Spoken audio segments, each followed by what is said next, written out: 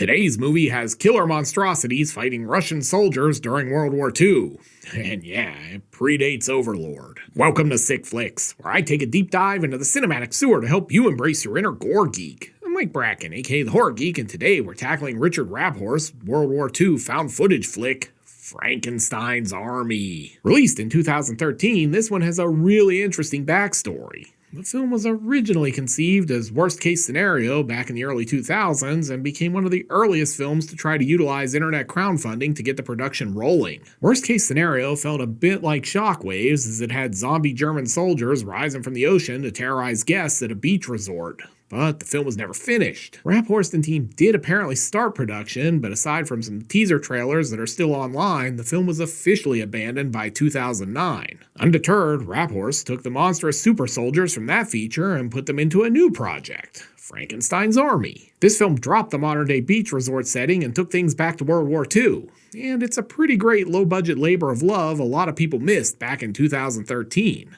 But enough about that. Can Frankenstein's Army march its way to a coveted 5 bark bag rating? Let's get to the gore and find out. Oh, and before we get started, today's video is sponsored by patrons Mario S. Leone, Jason and Chrissy Zalagi, and Casey P. If you'd like to help sponsor some videos and free me from the shackles of YouTube's tyranny, you'll find a link to my Patreon in the pinned comment and description below. And now, let's get bloody. We fade in on this guy, who's basically recruiting us to the Russian version of DeVry College. My name is Dmitry Asna, and I'm a graduate of the All-Union Institute of Cinematography in Moscow. Yeah, that checks out. Going to film school basically qualifies you for a career being cannon fodder. Trust me on this. Oh, sweet, he's making a Russian propaganda film. This is my rifle, this is my gun. Ah, yes, we're storming the empty field behind a Denny's. War. It's a dirty business. Guys, I think that's the latrine. Directed by Richard Raphorst. This was his only feature film, which is a bummer, but he has worked as crew on a lot of other films over the years. And title card. Very low effort. How cool would it have been if this was just a movie about an entire army made up of guys cosplaying Karloff as Frankenstein's monster?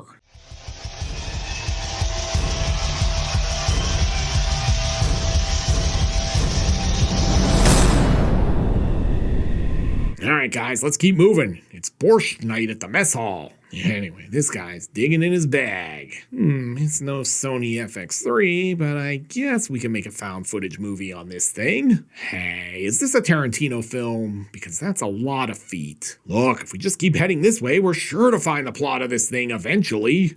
I have no idea what's going on in this film right now, in case you were wondering. Oh great, they clearly filmed this scene with a GoPro. Grab your Dramamine.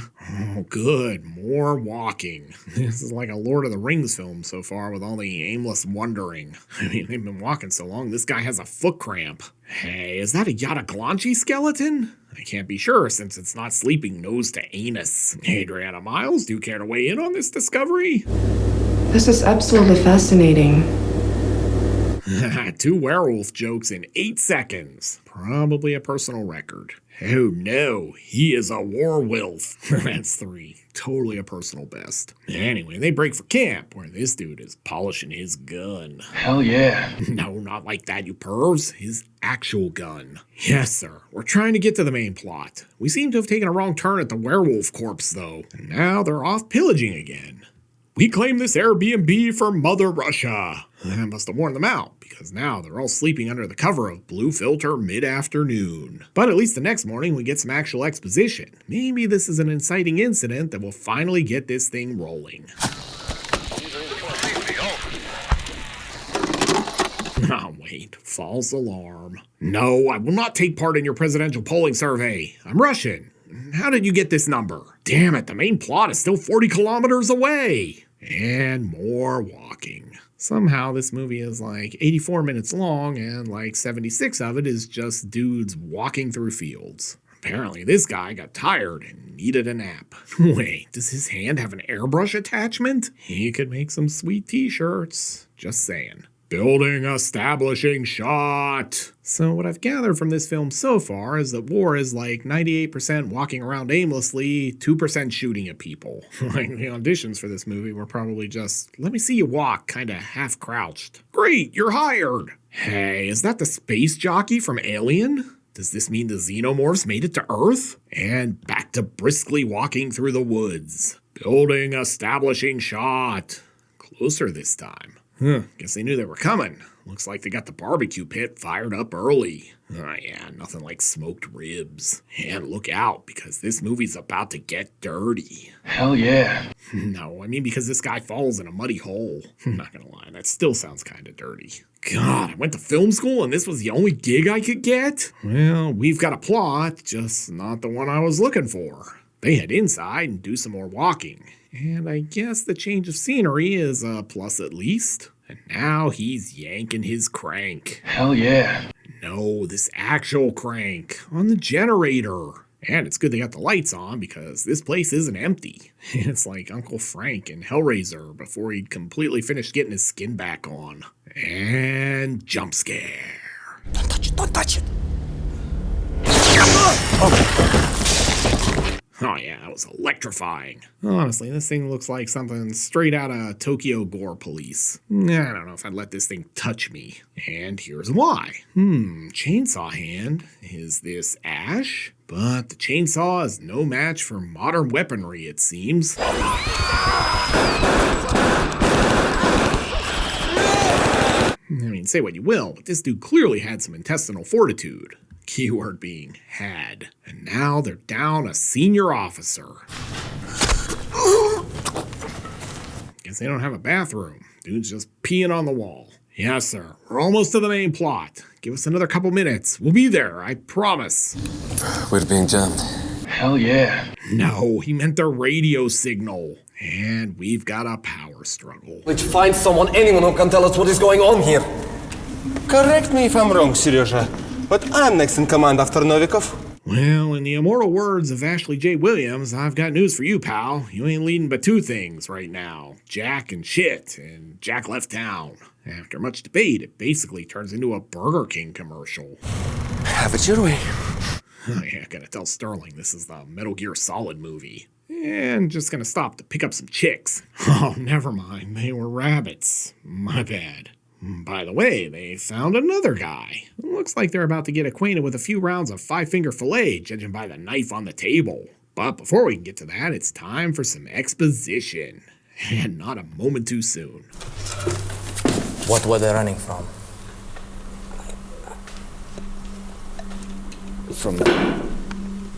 From things.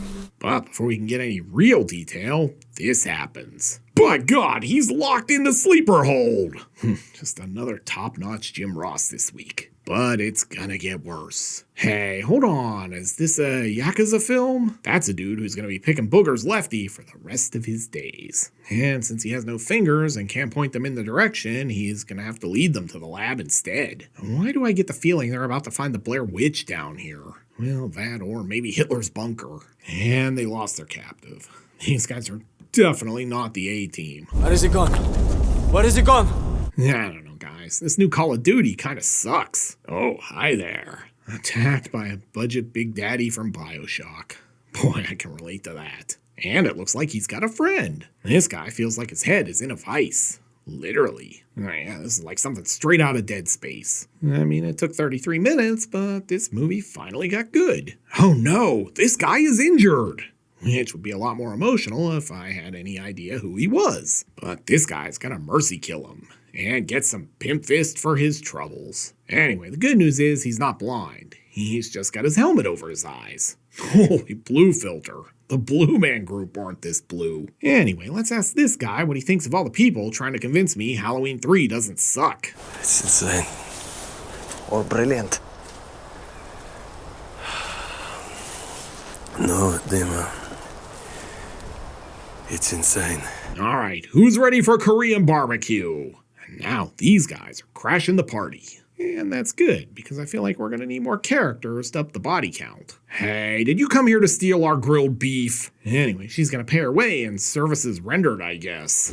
Well, can you get it off? Hell yeah. No, he meant the injured guy's helmet, you pervs. Yeah, just like when I get my hand stuck in the Pringles can trying to get that last chip. But look out, there's a special guest dropping in. Sweet bucket of brains. And what's her penance for killing their comrade? One firm pimp hand. Well, that's going on. I can't believe it's not Aragorn is getting drilled. Hell yeah. No, I mean literally drilled. Hey, someone give Jesus a gun. Man, these monsters are cool as shit. And here's another. But he's clearly not impervious to grenades. Seems like a design flaw.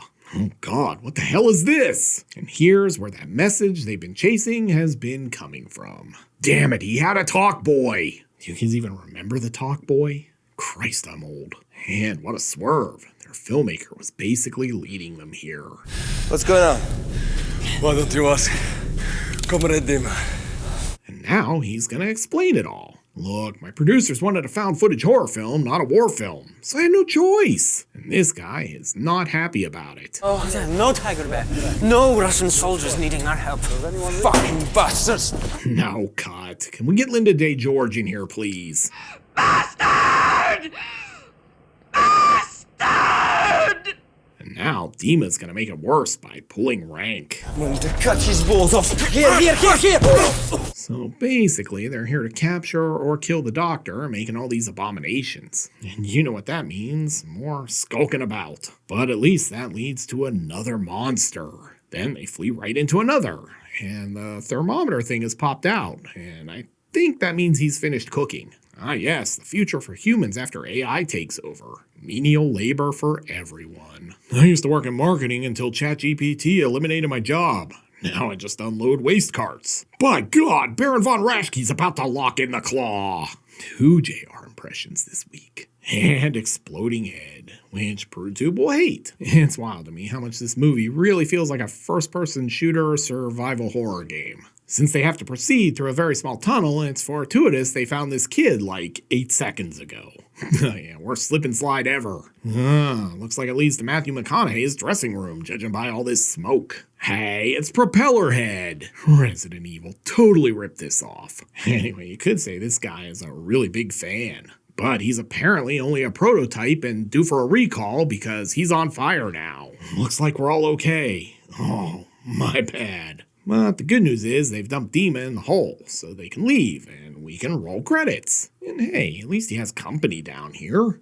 Kinda looks like a Hellgast from Killzone. This is like Santa's Toy Factory imagined by H.R. Giger. And you can't have a found footage film without the Blair Witch style talking to the camera confessional. Mom, Papa, this is my last roll of film.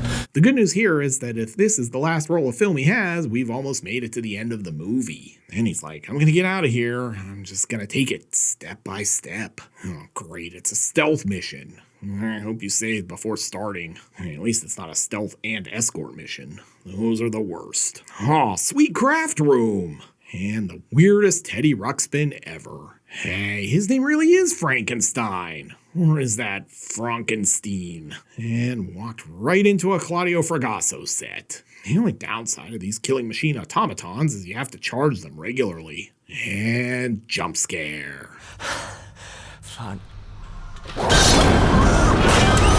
Oh God, this totally looks like the dog woman thing in Tokyo Gore Police. And now everyone's after him. This is basically the end of every stealth mission in a video game for me too. But he does find a friendly face, his old pal Ivan. Guess they put his brain back in. Okay, maybe he's not so friendly. Oh God, are we gonna have to watch the rest of this through a broken lens? This is like watching YouTube on my phone with a cracked screen. Hey, you're shooting this upside down. That or he's dancing on the ceiling like this is a Lionel Richie song. Welcome to my vlog. Be sure to smash that like button and subscribe for more videos about man playing God. And they're gonna eat. I made fresh borscht. It's delicious. But he's not hungry. Come on, open the hangar door. This airplane's coming in for a landing. Ah, screw it. We'll just dump it right down your gullet. Today on MTV's Cribs, we're checking out the 3-bedroom, 2-bath mad scientist lab of Dr. Frankenstein. Welcome to my crib, MTV. Probably still won't be as good as the Red Man episode.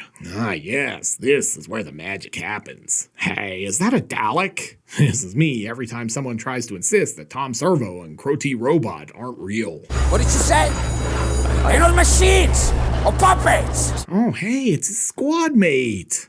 Guess they didn't make it out after all.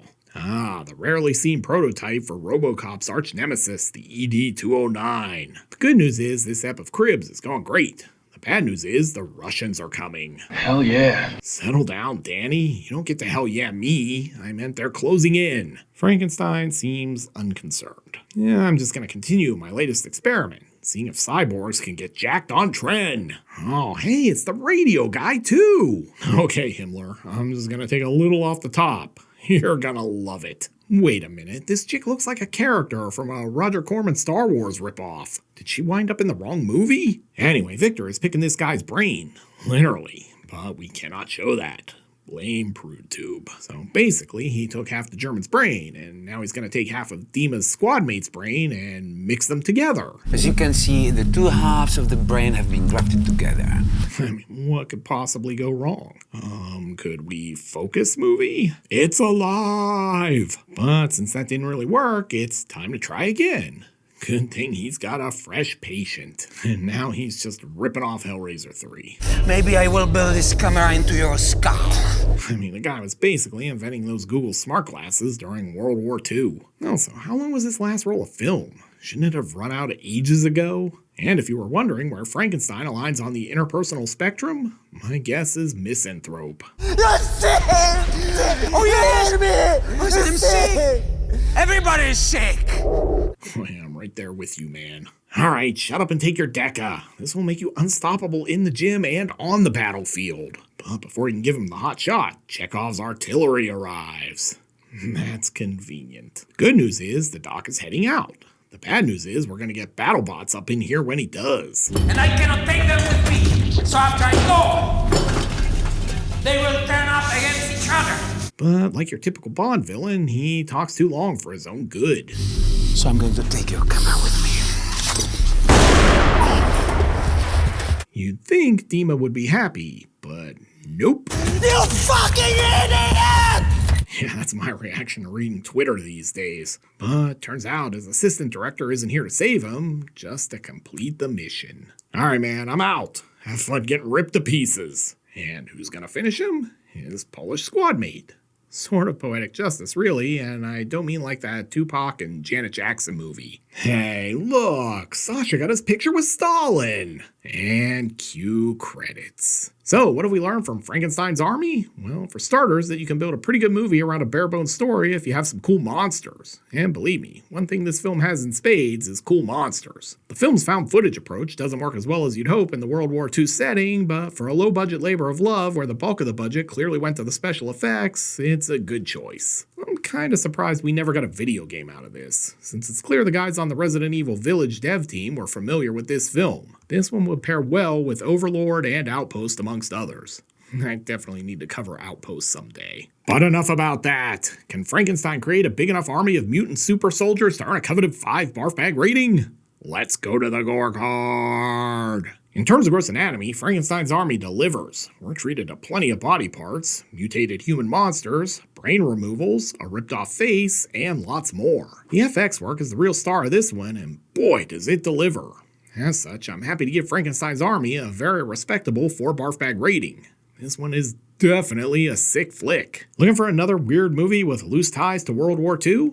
Then be sure to check out my review of Devil's Story. You'll find a link here on the screen. I'll meet you over there. Until next time, I'm Mike Bracken, aka The Horror Geek, bringing you all the splatter that matters.